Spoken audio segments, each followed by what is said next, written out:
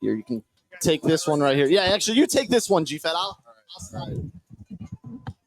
I'll do this. All right. So those of you that don't know, tuning in, GFed, you're currently doing 100 stadiums in 100 days across all of the United States. Is that correct? Correct. And what has first? Let's start at the beginning. So you started on TikTok, Twitter, YouTube. Your GFed go crazy on all of them. What was kind of the start where you started to get some social media recognition from that? Pretty much right when the Walk-On Challenge started. And for those not familiar with the Walk-On Challenge, I've gone to every FBS stadium in the contiguous U.S. and some more on top of that. Tried to walk on the field when there's not a game going on. Sometimes there's gates open, sometimes they're not. And I give a little tours for everybody. People started to like that, like pretty much right from the first video. We went from like 8,000 followers to 108,000 on TikTok in like 3 weeks. And then, some opportunities started coming in, some money started coming in. And I was like, we can, at the very least, go travel the country and just keep doing this. So quit my full-time job, been doing content for almost 2 years now. That's amazing. And I remember that first video. I was followed right away and was hooked. And then you kind of started the trend of seeing how long you could stay at stadiums after games, right? Yeah. So the thing with the Walk-On Challenge is cool in the college space. One, because I love college football and college basketball too. And the level of security is very different from school to school. Some are very open about it. Some schools as big as Florida and North Carolina have open door policies. Some schools very much don't like my content. But for the professional level, everyone has 24-hour security. That doesn't really work. I had to find some way to tour the pro stadiums. I found out that if you stay at games long enough, you can usually get by security sweeps without getting into too much trouble. I don't want to like hide in bathrooms or whatnot, but you can get by security sweeps so you know where to be. And then I'll just go tour the pro stadiums from there. So on top of all of the college football stadiums, we've been to every NBA stadium, just about all of them in the MLB, and good about NHL, NFL, and so on. And you did try the walk-on challenge at Mizzou, and I'm pretty sure you were successful, right? Kind of. Yeah. So Mizzou was an interesting one that I actually kind of feel bad about how I handled it, because Mizzou was very good about being open to me, and they still are. I actually had some people offer to show me around during this 100-day series, which I hope I can take them up on at some point. But I found an open gate there, and it seems like there was an open gate that's around Mizzou often. I saw people running stairs there. I thought everything was good to go. Then some security guy came through, kicked everybody out. So I was like, this is kind of odd. But then I kind of texted some people that I knew at Mizzou what happened. I got some people that worked for the university, and they still showed me around. At that point in my career, I was a little bit nervous about like the inauthenticity of that. I wanted to give every school like a real walk-on challenge. I felt like that wasn't the best way to do it. In hindsight, I probably should have just posted that video. But anyways, I came back to Mizzou just to see if like that gate's always open when I was driving through after a Chiefs game one time. And lo and behold, I came back and it still was. And that's the video I posted. As long as you make it look like you belong there, nobody's going to say anything. That's typically not. No. From what I've noticed. Yeah. If you walk with confidence, and luckily I walk pretty quickly too. So that's helped. Being from St. Louis personally, coming down here for baseball tournaments and stuff growing up, that gate's always open. So even before the renovation, it might not be open anymore with the stadium renovations. So where did you start your 100-day challenge at, I guess you can call it? So we really hammered in North Carolina for week one. We're on day number 10 for reference. Finally hit double digits, which feels really good. But we spent 6 of the first 7 days in North Carolina between all the Research Triangle schools, made our way to Wake Forest as well. And we hit some like high points of the world. We were over at Lenore-Ryan as well. And then we went to Clemson LSU last Saturday. That was like the big one.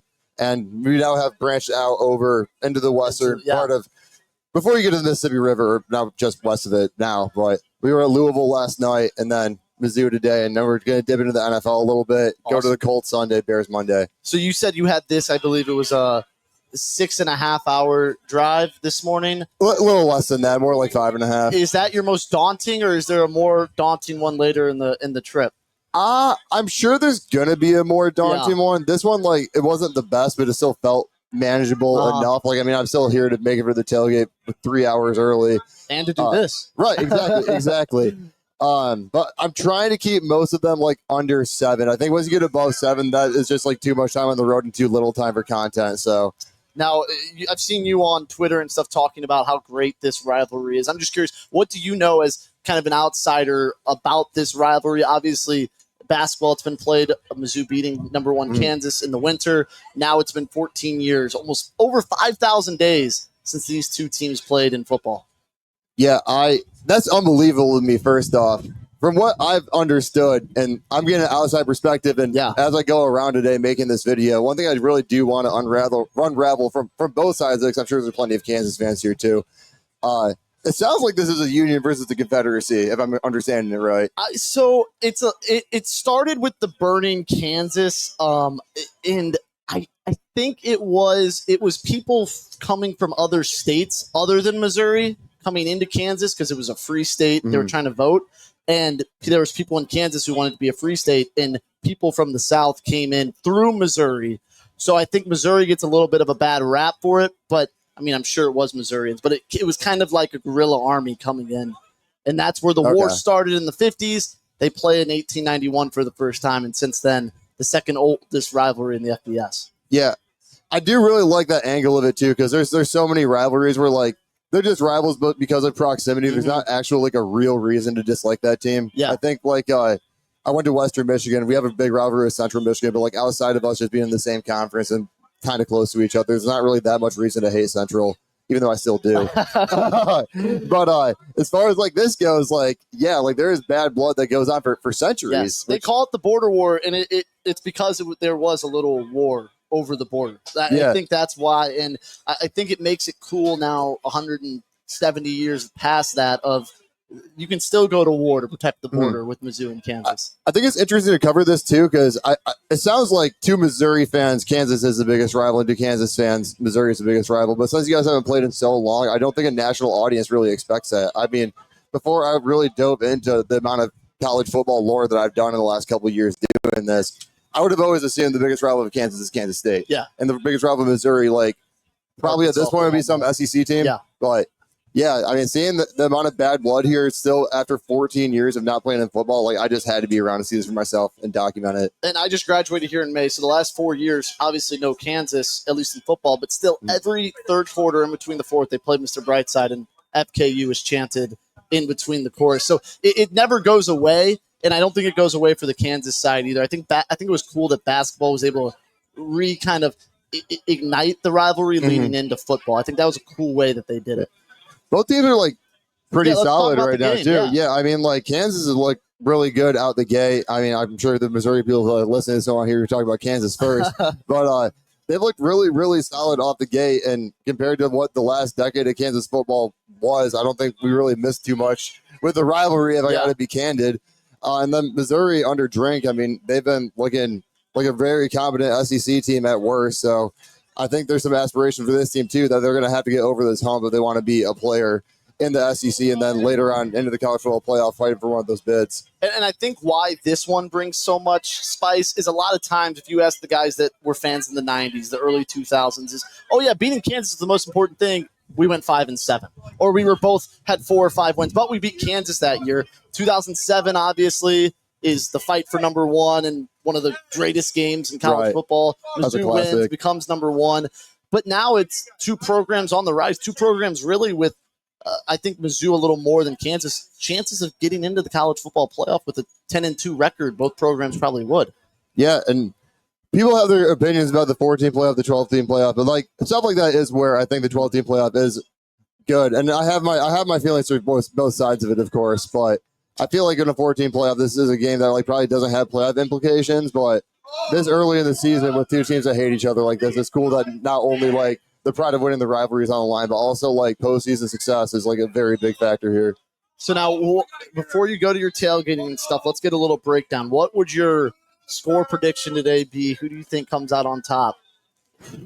You're wearing a Mizzou. Where'd you get that, by the way? That's nice. Part of the series. You got a Truman tail on too. I do. Yes. Part of the series is I want to wear the stuff at every game, but I don't really want to just buy like a $50, $30, $40 shirt every time. So I just go to the nearest Goodwill and just it's fun to see what's going to be there. Sometimes there's just nothing there. Sometimes there's a whole bunch of stuff. Since Missouri is the school around here, and there's not really any other big schools to compete with, they had a bunch of Missouri stuff. I'm trying to find out who this number 35 is. I don't know who wore 35 for Mizzou or why they have a long sleeve jersey, but that's what I found, and I'm going to try to find that out today. Some ball knower is going to tell me. I should be the one being a Mizzou fan my whole life, but I don't know. It could be. It might not be football, or it could not be. It could be volleyball, soccer. Who knows? I mean, outside of Kevin Durant, I don't know anyone that wears 35, so and he doesn't even do that anymore.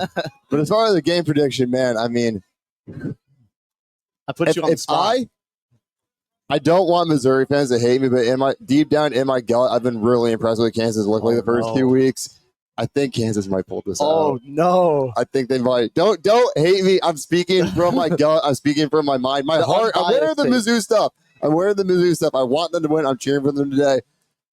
I think Kansas got. I think Leopold's a good coach. I think they looked really strong the first 2 weeks. I could see them eking this one out, but I think it's going to be tight. If I got to give a score, I'm going to say like Kansas 27, Mizzou 24. Wow, that would be a classic. And you have already the Mizzou a Mizzou fan personality because you're pessimistic. I think that's what all Mizzou fans are, especially over the last 5 years of them kind of revitalize the program. Yeah. Still have to have a little pessimism. Well, GFed, really appreciate you coming on and plug your stuff a little bit. Where can people find you at? Sure thing. So the 100 stadiums in 100 days, that's going to all be on YouTube. I got a new editor working for me, or not even a new one. The first time I have one working for me. He's been killing it. We got stuff coming every day. So this video is going to be posted 2 days after it happens on Monday. And then I'm piecing everything along in real time on Twitter, on Instagram, on TikTok. GFed Go Crazy is the name. Everywhere over there, you can find me there. Awesome. Well, great content with GFed. We really appreciate you coming on again. Of course. I hope your score prediction is wrong. I hope so too. It needs to be wrong. I hope so too. Well, you enjoy yourself. Go find yourself a nice tailgate. And if you guys see them out and about, make sure to give them MIZ. And what do you respond to?